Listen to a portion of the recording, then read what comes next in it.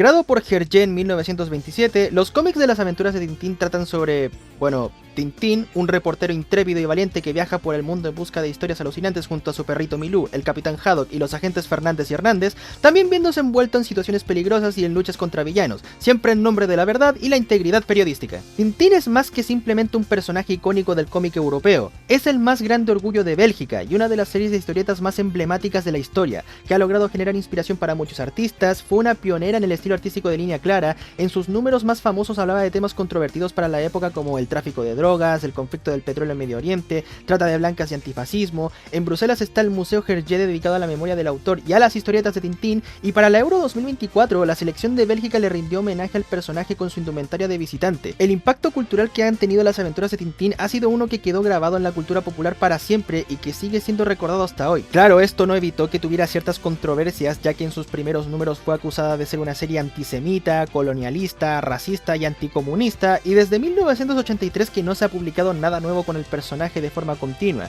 y su último número fue publicado de forma póstuma tras el fallecimiento de Hergé, y recién este año 2025 sus derechos de autor pasaron a ser de dominio público junto a los de Popeye, lo que significa que hay una alta probabilidad de que hagan un slasher de Tintín, y si eso llega a pasar, pueden encontrar mi cadáver en el Mapocho. Pero el punto es que aún con todo su impacto cultural, su huella en el mundo de las historietas cómicas y su enorme cantidad de cuentos e historias, la franquicia ha caído en una irrelevancia muy parecida a la del Avispón Verde, al punto en el que hasta he podido notar un poco los parecidos en sus trayectorias como obra ficticia, y otra coincidencia es que la última vez que hubo un proyecto grande de los personajes fue en el año 2011, solo que en esta ocasión es una película animada de culto, así que Tintines y Tintinas, esto es Las aventuras de Tintín, el secreto del unicornio.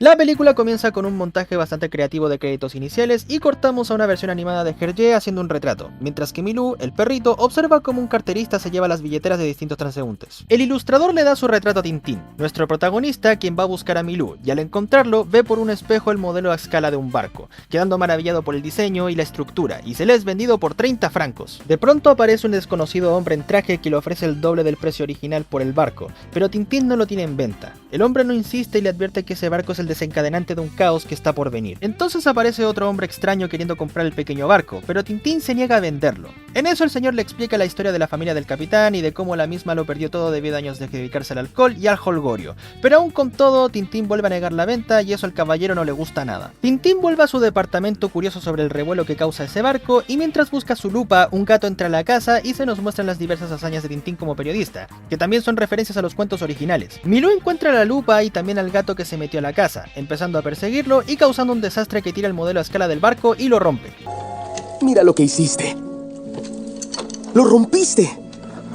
¡Perro malo! Pero si fue culpa del gato. Del mástil sale un pequeño tubo de plata que cae a los pies de Tintín y que Milú sin querer manda hasta detrás de la cómoda. Tintín planea llegar al fondo del enigma del barco yendo a la biblioteca, sin saber que alguien los observa desde fuera. En la biblioteca, Tintín busca algún dato documentado sobre el barco, encontrando que es el unicornio perteneciente al capitán Francisco de Haddock y que nunca llegó a su destino debido a un ataque pirata. El barco supuestamente tenía un cargamento oculto que el linaje Haddock ha protegido por generaciones. Se nos enfoca un hombre que va siguiendo a Tintín y Milú, pero desaparece en plena tormenta, y Tintín regresa a su departamento para estudiar el barco, solo para descubrir que desapareció. Tintín deduce rápidamente que el barco está en el castillo de Molinsart, y entra gracias a una abertura que encontró Milú, observando que la mansión es, efectivamente, de los Haddock. De pronto, un Rottweiler aparece para perseguir a Tintín, y Dios, ese debe ser el Rottweiler más brutal que he visto en una película animada. Literalmente mordió una rama grande de árbol. Justo cuando el perro va a atacar a Tintín, Milú aparece y le aplica el arte de la doma clásica. ¡Lo vamos a hacer a mi modo! ¡No por nada me llaman el maestro Uyuyuy! Mientras Milú juega con el Rottweiler, Tintín irrumpe en la propiedad y explora la mansión, encontrando el barco guardado en una vitrina, y justo cuando lo recupera es noqueado por un hombre desconocido. Al despertar se encuentra en el suelo junto al caballero del mercado de pulgas, y trata de recuperar el barco, pero pronto se da cuenta de que este no es el modelo que compró, sino una copia idéntica, lo que hace que Tintín tenga más preguntas que respuestas acerca de las intenciones del hombre, el cual le explica que Francisco de Haddock era tremendo perdedor y que condenó a su linaje al fracaso. Y ahora viene uno de los momentos con más aura de la película. Depende de lo que esté buscando. Yo busco respuestas, señor Saccharin. Saccharin echa a Tintín de la propiedad y el mayordomo, Néstor, le da una pista indirecta sobre las piezas del barco, y al volver al departamento, Tintín descubre que este fue allanado de arriba abajo. ¡Recórcholis! Y ahí se fue mi monetización. Tintín mueve la cómoda y encuentra el tubo de metal que contenía una nota con un mensaje oculto y unos símbolos encriptados. Aún no le dice nada, pero ahora entiende las advertencias de peligro. De pronto el timbre suena y la casera atiende a alguien que busca a Tintín, el cual parece aprender de sus viajes a Gringolandia y descubre que es el mismo hombre del mercado quien le advierte que su vida está en riesgo. Pero antes de siquiera andar en el tema, se forma una balacera en la puerta y matan al señor. ¡Señora Mirlo! ¡Le dispararon a un hombre en la puerta! ¿Otra vez? El hombre deja un mensaje en el diario con su sangre. ¡Cuánta esencia! Y en la escena siguiente aparecen los oficiales Fernández y Hernández, quienes tratan de ayudar a Tintín a seguir la pista que dejó el hombre. ¡Oh, recáspita! ¡Extraordinario! ¿Qué cosa? Están de oferta los bombines a mitad de precio. Los agentes emprenden la búsqueda junto con la de un carterista que aterroriza las calles, pero Fernández y Hernández tienen un plan secreto que consiste en unir su billetera a un cable. Estos se van sin saber que el mencionado ladrón está detrás de ellos. Este le intenta robar la billetera a Fernández, pero el elástico hace su trabajo pillando al ladrón, aunque estos intentan torpemente en atraparlo. Tintín va a ver qué está pasando, chocando con el carterista y descubriendo que le robó la billetera con el pergamino. El periodista y el perro tratan de atraparlo, pero los agentes lo salvan de ser atropellados y el carterista se desvanece en la niebla. En la entrada, un hombre dice que hay un paquete para Tintín, pero no es más que una trampa para meterlo en una caja y secuestrarlo. Milú ataca al hombre, pero este lo patea y lo encierra en el condominio. El perro sube hasta la ventana y salta sobre el techo de un camión de bomberos, alcanzando el auto de los malos. Por desgracia, Milú se cae, pero se sube a una bicicleta que lo lleva hasta un rebaño de vacas que reaccionan al perro pasando a través de sus ubres, y logra llegar hasta la caja que es abordada en el buque Carabutian. Tintín despierta con unos hombres revisándolo y Saccharin pierde la paciencia y le pregunta dónde está el pergamino que encontró en el mástil. Pero el periodista dice que no lo tiene, lo que provoca que Saccharin lo amenace para que diga lo que sabe acerca del pergamino, y que Kono sin su ayuda encontrará la última pieza del rompecabezas. Milú se escabulle en la puerta de la bodega y trata de liberar a Tintín, mientras que Saccharin le ordena a sus secuaces seguir registrando su rehén hasta que cante. En eso, otro de sus subordinados le avisa que el capitán del barco está despertando y lo acusa de amotinar a la tripulación, pero Saccharin solo los manda que le den copete. Tintín busca una forma de salir de la bodega, escuchando en la habitación de arriba a alguien cantar. Los secuaces de Saccharin llegan pero no pueden entrar y a Tintín le queda poco tiempo, así que mientras ponen dinamita en la puerta, Tintín crea un gancho improvisado para llegar hasta arriba y entonces entonces la puerta explota, y se arma un tiroteo entre Tintín y los hombres de Saccharin, pero en realidad son corchos de las champañas que sirvieron de señuelo. Arriba un hombre borracho despierta después de que Tintín y Milou irrumpieran en su cuarto, y empieza un duelo de espadas porque cree que lo mandaron a matar, pero el periodista dice que en realidad fue secuestrado y el hombre revela ser el capitán del barco, el cual lleva encerrado por días en su habitación sin poder hacer nada ante el motín. Solo con whisky, sosteniendo mi alma mortal. Oh. Tintín se va de la habitación encontrándose con uno de los matones de Saccharin y el capitán golpea al hombre en la cara, para después presentarse formalmente como Archibaldo Haddock, para sorpresa de Tintín. Mientras tanto, Saccharin les ordena a sus matones que maten a Tintín, pero que mantengan vivo a Haddock por un motivo que se nos revelará más adelante. De vuelta con Tintín y Haddock, estos se mueven por el barco mientras el periodista le pregunta al capitán acerca del unicornio y su linaje familiar, y Haddock responde tratando de recordar la leyenda. Mi propio abuelito en su lecho de muerte me contó la historia. ¿Y qué dijo? Se fue. Haddock no puede recordar nada debido a su alcoholismo, pero dice que es el último de su linaje familiar, o sea, nunca la puso. Los tres evaden a los hombres de Saccharin y Tintín logra deducir que existe un tercer modelo del unicornio, uno por cada hijo, y al continuar su camino, la puerta está con seguro, pero la llave la tiene uno de los navegantes que no tiene párpados. Eso es muy Void, mi pana. Tintín se abre paso por el camarote mientras Haddock le explica cómo es su tripulación. Él era pastor hasta que descubrieron su atracción por las ovejas. El chico trata como puede de obtener las llaves, pero Milou se roba el sándwich y debido al movimiento del barco, Tintín y los tripulantes caen hasta el piso, pero se hace con las llaves y Haddock las usa para abrir la puerta, solo para descubrir que no era la salida, sino un closet lleno de botellas de alcohol, el sueño de todo padre divorciado. Tintín y Haddock se abren paso hasta la cubierta y se mandan la kill más chistosa de la película. También logran llegar hasta un bote para robárselo hasta que escuchan a los hombres de Saccharin acercarse y Tintín descubre que están cerca de la sala de comunicaciones, donde escucha sobre un tal ruiseñor milanés y se mete a la radio encontrándose con el próximo destino del barco, el cual es Vagar, donde está el tercer modelo del unicornio. ¡Recórcholis! Que en paz descanse mi monetización. Tintín busca en el mapa donde está la ciudad de Vagar. ¡Marruecos! El periodista trata de mandar un mensaje en Morse mientras Haddock vigila el bote, pero este lo suelta al ver que uno de los hombres de Saccharin estaba dentro. A Tintín lo pillan y este huye como puede del tiroteo. Y me da risa como nadie en esta película tiene buena puntería. Haddock y Milou se suben al bote mientras Tintín trata de perder a los hombres de Saccharin hasta que los tres huyen y la tripulación los tratan de capturar a como de lugar y los aplastan con el barco matándolos en el acto. Nah, mentira, estaban en el otro bote. A Saccharin no le gusta lo que hicieron, pero entonces se enteran de que están vivos y conscientes de a dónde se dirigen. Tintín, Haddock y Milou reman en alta mar y el joven le explica al capitán que en Vagar está el último modelo del barco y que un verdadero Haddock podrá revelar el secreto del unicornio. Pero el capitán no puede recordar nada.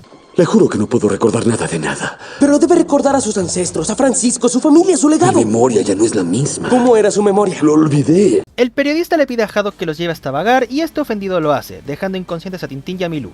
Dios, ya es la tercera vez que uno queda al protagonista. Después de un pedazo de transición, cortamos a Fernández y Hernández finalmente capturando al carterista en su casa, resultando ser el señor Panza que intenta huir, pero choca con una señora que compró unos canarios. Los policías lo ayudan y lo llevan hasta su departamento, que está totalmente tapado en billeteras ordenadas alfabéticamente, pero los agentes realmente no caen en cuenta que el señor Panza es el carterista y este finalmente admite sus fechorías.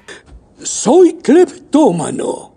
¿Qué es eso? Uno que teme los espacios abiertos. Pobre. Los agentes revisan las billeteras una por una y el señor Panza explica su mal hábito con orgullo, hasta que se harta y se termina entregando, pero el agente Hernández se encuentra en la billetera de Tintín. De vuelta en el océano, Haddock se detiene por el frío y por la sed, revisan su bote y encuentra una botella de whisky. Tintín se despierta encontrándose con que Haddock hizo una hoguera en el bote y no contento con eso, también rompe los remos y apaga el fuego echándole alcohol. Con el bote dado vuelta, Haddock se lamenta y Tintín está frustrado porque están varados en pleno océano. Entonces Haddock admite que la razón de por qué se dedica al alcohol es porque sabe que nunca será un marinero como su ancestro Francisco, y justo cuando va a lanzarse al fondo del océano, un avión aparece a la distancia, pero no para salvarlos, sino para matarlos. Y ahora viene otro de mis diálogos favoritos en la ficción animada.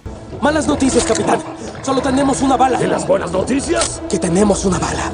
Tintín le pega un balazo al avión y le deja un daño considerable al motor. Los hombres de Saccharin tratan de ver qué sucede, pero el periodista les tiende una emboscada. Tintín usa el manual y logra hacer funcionar el avión. Y creo que es la primera vez que veo una película en la que usen los flotadores de la base. Siempre me pregunté qué hacía flotar el avión de Sully en el primer Uncharted. El grupo recupera el camino del Karabutjan, pero al frente de ellos hay una tormenta eléctrica y ya es muy tarde como para dar marcha atrás. Así que Tintín se adentra en las fauces del torrencial. Le cuesta controlarlo y Haddock trata de tomar del alcohol medicinal, pero la gravedad hace que el agua flote y Milú se toma un pisco macho. Tintín vuelve a mantener el avión a la deriva y Haddock también se queda abrazando postes, y el más joven le dice que vaya a llenar el tanque de gasolina. El capitán va, pero él le da cuco, y entonces Tintín le dice ¡no hay huevos! Y el capitán va igual, pero como la botella está vacía, Haddock decide eructar en el tanque, cosa que funciona. Dios, adoro esta película. El avión llega hasta el desierto y Haddock casi se va volando, mientras que los hombres de Saccharin se liberan y se van en paracaídas, aunque a esa altura deberían estar muertos. Mientras que Tintín estrella el avión en una duna y queda cerca de las hélices. Milú y Haddock tratan de sacarlo de ahí como pueden y los tres logran quedar sanos y salvos, en teoría. Tintín, Haddock y Milú están varados en el desierto del Sahara completamente sedientos y perdidos, pero el capitán la pasa peor por no tener su copete y empieza a tener alucinaciones sobre un oasis y también a describir el unicornio, su estructura y el cargamento que poseía. Y entonces en otro pedazo de transición se nos muestra el legendario barco de la familia Haddock, el cual se enfrentará al barco pirata del pabellón rojo, con los cañones destruyendo los navíos y chocando para hacer un abordaje. Los piratas invaden el unicornio y toda la cubierta es una lucha a muerte entre piratas y marineros, en la que es probablemente una de las mejores batallas navales que he visto en una película. Ninguna escena tiene desperdicio. El pabellón rojo se hunde en el océano y Francisco de Haddock vuelve a la batalla en su propio barco para enfrentarse a un último hombre, el pirata más temido del Atlántico. Pero justo en la parte más reveladora, Haddock vuelve a sus alucinadas y pierde el norte, descompensándose ya que, por primera vez, está sobrio. Cae la noche y Milú le ladra a la luna. ¡Uf, referencia! Y en eso, un grupo paramilitar francés los rescata y los lleva hasta su base, donde Haddock parece estar desorientado debido a que su sobriedad lo convirtió en otra persona.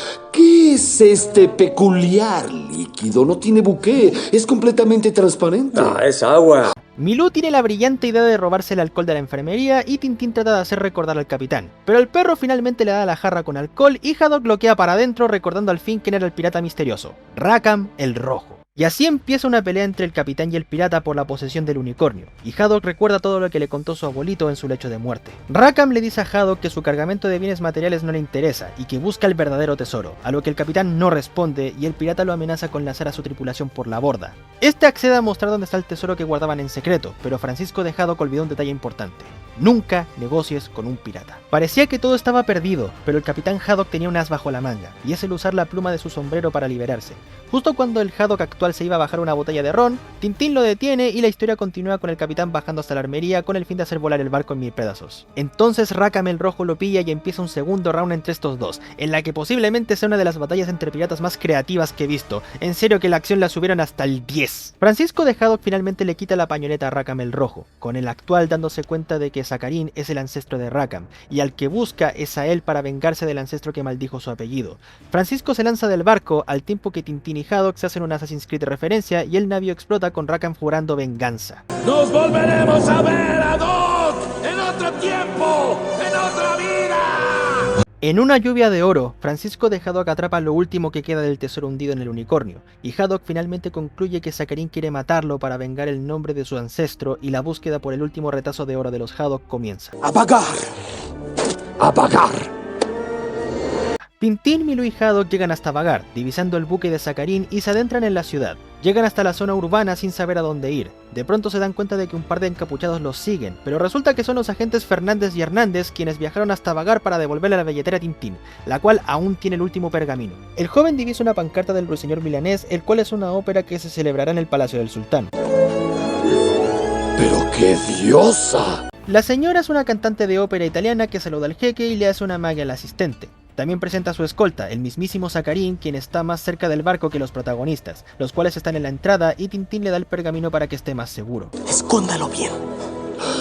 Lo defenderé con mi vida. Ya, levántese. En el castillo, la exposición y la ópera están por empezar, y el barco está al alcance de cualquiera. Tintín observa el modelo a escala y la cantante empieza el show, cosa que Haddock y Milú los alteran y el primero trata de huir del lugar, evitando beber alcohol para concentrarse, y los dos hombres principales de Saccharin lo noquean de un botellazo. En el piso de arriba, Tintín divisa a Saccharin, que no tiene derecho a aurafarmear de la forma en la que lo hace, y el joven se da cuenta del plan del villano, y es usar el canto de Bianca Castafiore para romper el vidrio antibalas y mandar a su águila a llevarse el barco, y el caos se arma en el palacio del sultán. ¡Todos los hombres, arresten al feo! ¿A mí? Milú logra interceptar al águila, pero no recupera el cilindro con el pergamino, mientras que Haddock se solea a los guardias y le dice a Tintín que le robaron su parte del poema, Tintín se decepciona del capitán y van a perseguir a Saccharin en una moto. Haddock les apunta con una bazooka, pero en realidad estaba apuntando hacia la represa, y da inicio a la que es la mejor escena de la película. Es quizás uno de los planos secuencia más épicos que he visto en una película animada. Siempre pasa algo en pantalla, cada personaje aporta su granito de arena, por muy pequeño que sea. Es genuinamente atrapante cómo se va desatando el caos por la ciudad, y es una escena que perfectamente podría aparecer en algún Uncharted. Una vez atrapa al águila, Tintín logra divisar unas inscripciones superpuestas en los papeles, pero Saccharin amenaza con tirar a Haddock y Milou al océano, pero de nada sirve porque los lanza igual y Tintín los va a buscar. El periodista se desmotiva y admite la derrota, pero Haddock le da uno de los discursos más duros que se le han dado a un protagonista de una película animada. Siempre habrá gente dispuesta a decirle fracasado, frustrado, tarado, ebrio, inútil, pero jamás se lo diga a usted mismo. Envía la señal equivocada, eso es lo que perciben los demás. ¿Qué no lo entiende? Si algo le importa, tiene que pelear por ello. Si llega a un muro, atraviéselo. Tintín finalmente tiene un plan, y es el darle una señal de radio a la Interpol para poder saber dónde está Saccharin, el cual llega al puerto de Bruselas para la siguiente fase de su plan. Señor, confío en que tuviera un viaje productivo. ¿Acaso te pago para que hables conmigo? No me pagan nunca. De pronto el auto se empieza a elevar y resulta que Haddock lo captura con la grúa servido para la Interpol. Pero justo cuando lo van a atrapar, Saccharin los amenaza a punta de pistola y Haddock sin querer provoca que al villano lo saquen volando. Uno de los secuaces lo trata de bajar, pero el capitán lo tira a un camión, y Saccharin decide responder en una maldita batalla de grúas. En serio, ¿esta película no se cansa de darnos las batallas más peak de la animación? Esos policías deberían estar muertos. Milou se baja a 3 de los hombres de Saccharin y los 2 de las grúas se ponen al día con sus asuntos pendientes. Y el descendiente de Rojo da el último golpe para seguir farmeando aura y enfrentarse a Haddock en tierra firme. Los dos tienen un enfrentamiento en el que Saccharin sale victorioso de momento y Haddock vuelve a usar su amiga la bebida, pero no para tomarla, sino para lanzárselas a su rival, cosa que funciona, pero Saccharin amenaza a Haddock con quemar los pergaminos y sigue atacando, y le dice que ahora mismo lo único que le queda es el alcohol. De la nada, Tintín le arrebata de las manos a Saccharin los pergaminos y Haddock lanza por la borda al pirata rojo, y los agentes Fernández y Hernández lo arrestan. ¡Quedas arrestado! O para precisar, quedas arrestado. Al amanecer, Tintín y Haddock descifran las inscripciones y celebran porque ahora saben a dónde tienen que ir. Cortamos a los 3 viajando con el viento en el rostro, pero no en bote sino en auto, y llegan hasta el castillo de Molinstar donde son recibidos por Néstor, el mayordomo. Resulta que el castillo es en realidad el hogar de la infancia de Haddock, el cual no puede pagar, y Haddock dirige las búsquedas a la bodega, la cual era mucho más pequeña de lo que el capitán recordaba, y Milou logra divisar una abertura en el muro que Saccharin no vio, revelando la bodega secreta. Si llega a un muro, atraviéselo.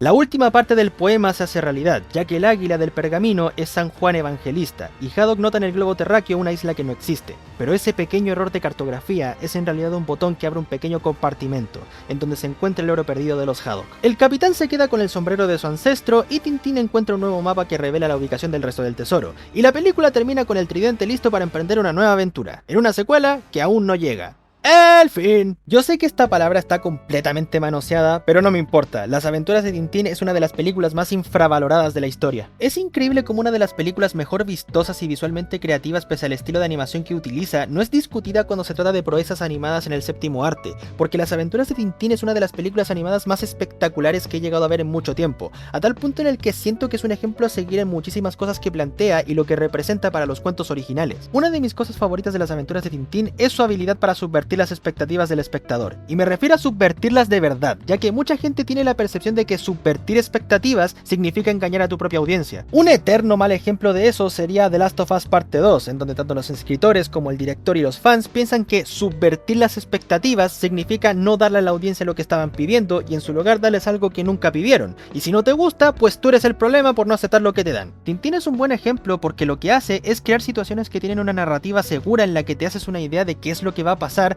solo para que al último minuto esa situación se vaya por una ruta completamente diferente que no te esperabas, tal caso como en la escena de Haddock yendo hasta el tanque de gasolina del avión haciéndote pensar que la última gota de la botella va a salvarlos, solo para que al final el dilema sea resuelto con un eructo, y mi favorito que es el de la batalla final y las botellas de alcohol. Cualquiera pensaría que Haddock usaría el poder de las chelas para tener un power up, pero al final las usa como armas arrojadizas. Me agrada esto ya que hace que la película sea más entretenida y te mantengas pegado con qué te puede sorprender, y eso es un indicio de buena escritura en el guión, jugar con los tropos más más comunes de una película animada y torcerlos para hacer algo único. Por lo mismo, Las aventuras de Tintín es uno de los mejores ejemplos de cómo subvertir las expectativas de los espectadores junto a Sonic 3. Otra cosa que me gusta es la comedia, ya que, para ser sincero, no me había reído con una película animada en meses. Y si bien hay momentos en donde los escritores se fueron por lo fácil, la mayoría de la comedia consiste en humor físico y chistes bien estructurados que dan la talla. No se sienten mal implementados y suelen ser bastante oportunos, especialmente las escenas con los agentes Fernández y Hernández, que son los que tienen los mejores chistes. Las locaciones se sienten todas como un personaje más, no se sienten simplemente como el lugar en donde ocurre la historia, sino que estos impulsan el avance de la trama y las interacciones con los personajes, ya sea Bruselas en plena mañana con neblina o vagar en el plano secuencia. Hasta el unicornio y el Carabullán se sienten como locaciones memorables que la película no deja de utilizar a su favor, pese a que son de un tamaño muy limitado, y de verdad se siente que aprovecharon el diseño de los escenarios y el estilo de animación para crear las secuencias más espectaculares. Otra cosa que me gusta es cómo la película no tiene miedo a mostrar cosas un poco más subidas de tono, y no me refiero a la pendejada de poner chistes sexuales en películas para niños, porque para mí ese es el tipo de humor adulto más infantil que hay, sino mostrar cosas como alcohol, armas de fuego y hasta muertes como la del agente Barnaby al principio de la película. Son demostración de que sí puedes mostrar este tipo de cosas de forma moderada, y no porque aparezcan significa que los niños van a ser influenciados o corrompidos, siempre y cuando no sean vistos como algo de admirar, y desearía que las películas animadas actuales no fueran tan estériles con estos temas y entiendan que así como los niños pueden tener mensajes de las historias, también entiendan lo que no tienen que hacer. Narrativamente la película me genera un poco de conflicto, ya que hay veces en las que la trama avanza de una forma ingeniosa, como Tintín siendo secuestrado, que me parece más creíble que tener el glitch de dinero infinito y así costear los viajes, pero hay ocasiones en donde siento que la película avanza un poco a la de a huevo, y ponen cosas como lo de la milicia francesa encontrando a Tintín, Haddock y Milou en medio del desierto, o lo del gato en el departamento de Tintín, que incluso lo podría catalogar de MacGuffin, porque ese gato nunca más vuelve a aparecer, pero fue el causante del inicio del conflicto de la película. No le hubiera venido mal unos 20 minutos o una media hora más de largometraje, porque se nota que la narrativa está tapada en Red Bull, y hace que la película se sienta un poquito corta, pero eso también habla de lo entretenida que es. La animación, pues qué decir, Las aventuras de Tintín es una de las proezas animadas más espectaculares de la industria, y como existe Spider-Man Across the Spider-Verse, que llevó todo lo que puedes hacer con la animación hasta más allá del límite, combinando diversos estilos y formatos que no se sienten fuera de lugar uno con el otro, Tintín podría fácilmente quedar en el segundo lugar, porque lo que lograron considerando el estilo de animación y el formato es sin lugar a dudas la película animada que mejor se ve usando el motion capture. Para las 3 o 4 personas que no saben qué es el motion capture, es básicamente un estilo de animación por computadora basado en la captura del movimiento de los actores en esos trajes chistosos con ampolletas. ¿Se acuerdan de ese capítulo de Estoy en la banda en donde a los de Iron Wii se los llaman para hacerles un videojuego? Bueno, básicamente eso es el motion capture. Durante finales de los 2000 y principios de los 2010, directores aclamados como Robert Zemeckis y Steven Spielberg, que fue director de Tintín, quisieron impulsar el motion capture como la nueva forma de hacer películas animadas. El problema es que este estilo era demasiado caro de producir, y muchas veces el resultado final era lo más cercano al Valle Inquietante, de modo que habían películas que eran infames por su estilo de animación, como Marte necesita mamás, Beowulf y esta Food Fight. Incluso películas que no necesariamente son malas fueron afectados por la estética del motion capture, como El Expreso Polar, Los Fantasmas de Scrooge y esa película rara de Final Fantasy que casi mata a la franquicia. Y al menos yo considero que solo hubo 3 películas que lograron funcionar con el motion capture, siendo estas Happy Feet, Monster House y por supuesto Las aventuras de Tintín. Tintín es la película que mejor usa el motion capture porque hace algo que muchas de estas películas no hacen, y es estilizarla. Los diseños son lo suficientemente caricaturescos como para no caer en el Valle Inquietante, pero los movimientos y las expresiones faciales están mejor logradas que muchas películas animadas en 3D, de modo que se pueden apreciar las pequeñas gesticulaciones de los personajes que los dotan de vida, y también añaden mucho peso a las escenas de acción que se sienten dinámicas, repletas de adrenalina y con una dinámica interesante que funciona gracias al motion capture y no a pesar de eso. Y siguiendo con la acción, pues Las aventuras de Tintín tiene las escenas de acción más creativas, dinámicas y entretenidas que he visto en una película animada. Es increíble cómo llevaron la acción hasta el límite y crearon secuencias memorables. Es decir, ¿en qué otra película la batalla final es entre 2 descendientes de piratas que hacen un duelo con putas grúas? ¿En qué otra película la batalla pirata también es una batalla para que el barco no explote? El motion capture y la creatividad fantástica de Steven Spielberg fue una combinación que tenía todas las de perder, y fue una combinación increíble al final. Asimismo, Las aventuras de Tintín se sienten como una oda a las obras originales, aunque claro, el título es un poco errado porque toma el nombre del libro del secreto del unicornio, pero también incorpora elementos del tesoro de Rackham el Rojo y el cangrejo de las pinzas de oro, ya que de la primera se sacó la trama del carterista, el barco y los pergaminos, de la segunda se sacó el villano y el castillo de Molinsart, y del tercero es del que más bebe, ya que de ahí se saca cuando Tintín conoce a Haddock, el Carabullán, la milicia francesa y la ciudad de Vagar. Es una fusión de las 3 historias que sinceramente se siente bastante natural, y creo que sintetizan bien 3 libros sin que se sienta fuera de lugar, muy al contrario de Resident Evil Bienvenidos a Raccoon City, donde trataron de adaptar el 1 y el 2, pero les salió una mezcla que no encaja para nada. Esto es algo que me encanta de este tipo de adaptaciones de obras icónicas, y es que Las Aventuras de Tintín se siente orgullosa de ser una película de Tintín. No tiene miedo de abrazar lo que hace tan especiales a sus aventuras, pero también le da ese toque moderno de acción que encaja perfectamente con la naturaleza de la saga y hasta me recuerda a la saga de Uncharted. De hecho, Las Aventuras de Tintín se siente más Uncharted que la película de Uncharted, y eso que a mí esa cosa no me disgustó. Pero siguiendo con el tema, no puedo evitar notar ciertos paralelismos entre Tintín y específicamente Uncharted 3. Es decir, la película y el juego salieron en el mismo año, los protagonistas son un adulto y un anciano, en una parte los protagonistas son secuestrados y llevados a un barco, los mismos están perdidos en un desierto de Medio Oriente y son rescatados por una milicia, y una parte de ambas obras se desarrolla en un país de tercer mundo. No es algo que afecta a la película, pero las coincidencias me parecen divertidas. También me gustaría señalar otros paralelismos con El Avispón Verde, ya que ambas son películas de personajes con los que no han sacado nada nuevo desde el siglo pasado,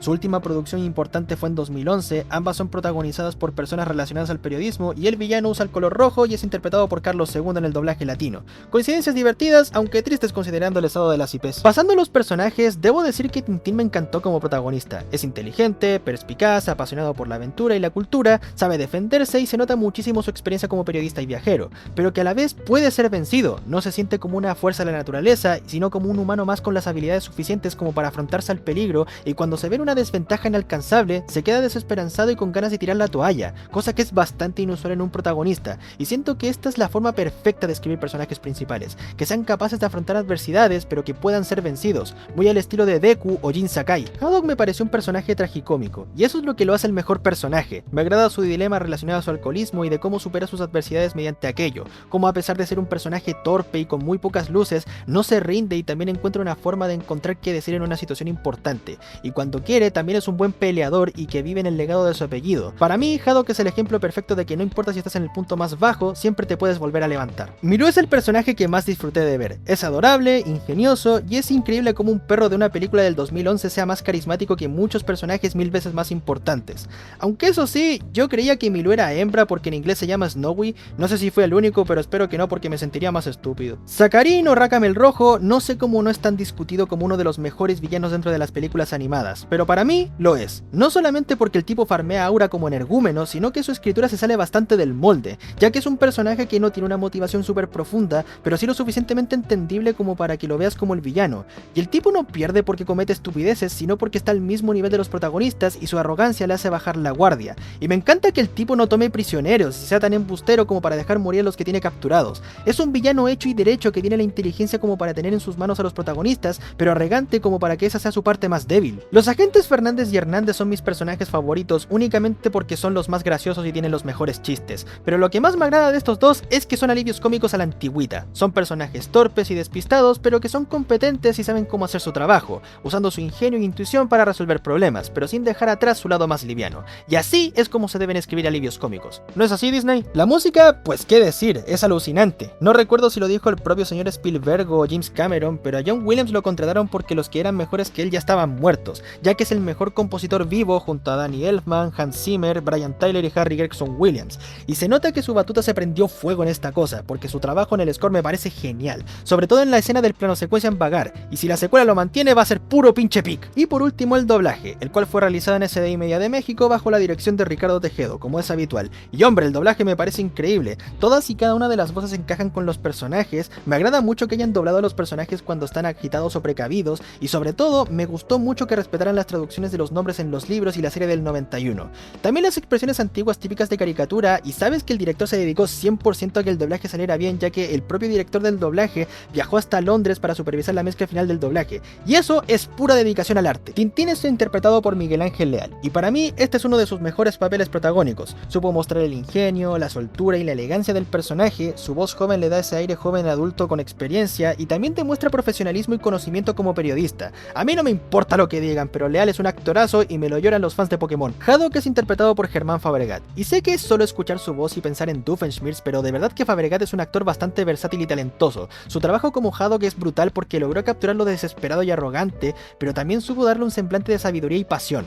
Fabregat es un actorazo y sería muy genial que lo dejaran de asociar solamente con Jill Fitzfitz vende salchichas. Saccharin es interpretado por Carlos II, como dije antes, y al igual que en El Avispón Verde, II hizo un trabajo excepcional haciendo al villano. Suena calculador, ambicioso, carismático y decidido, y el señor Picro hizo un trabajo excepcional. Y Fernández y Hernández son interpretados por los hermanos Ricardo y Luis Alfonso Mendoza, dos talentos que en esta película tuvieron mucha química con sus personajes, y llegaba a puntos en donde no podía reconocer las voces por lo alejados que se sienten de sus personajes habituales. Sin duda, dos actores que se extrañan de escuchar, ya que Ricardo no es tan común de ver en doblajes importantes, y Luis Alfonso lamentablemente falleció trágicamente. Gracias por todo, Luis Alfonso Mendoza, que en paz descanse y Dios lo tenga en su santa gloria. Las aventuras de Tintín es grandiosa, tiene una animación alucinante, una trama algo rápida pero entretenida, una escritura ingeniosa, personajes bien escritos y memorables, acción de una calidad sublime y un hermoso homenaje a los libros originales que tanto impacto generó en la industria de los cómics y del arte en general. Y por supuesto, la recomiendo ver, ya sea por nostalgia o para disfrutar de una proeza de la animación. Creo que puedo decir que se volvió una de mis películas favoritas, y considerando lo poco común que es la animación en motion capture y lo cara que es para producir, creo que sí podríamos decir que Las aventuras de Tintín es una película que no va a volver a repetirse. ¡Ey! Gracias por quedarte hasta el final. Atrás quedaron los días de editar únicamente con CapCut, ahora solamente lo voy a usar para el audio y el resto lo voy a ver en Filmora. Ustedes me avisan si hay alguna especie de cambio significativo con mis videos, porque la verdad es que yo soy completamente nuevo con Filmora, así que cualquier cosa ustedes me avisen en los comentarios. Si es que llegan al final, los estoy vigilando. Pero bueno, gracias por quedarte hasta el final, no olvides suscribirte, darle like, comentar qué te pareció el video si estás en desacuerdo, compartirlo si tienes tiempo y nos veremos en la siguiente ocasión. Soy el Conejo con Mochila y me despido. Si agarro el hongo, me hago super fuego y destruyo todo, me imagino. A ver. ¡Ah! ¡Ahora sí! ¡Ahora la papaya! ¡La maldita sea!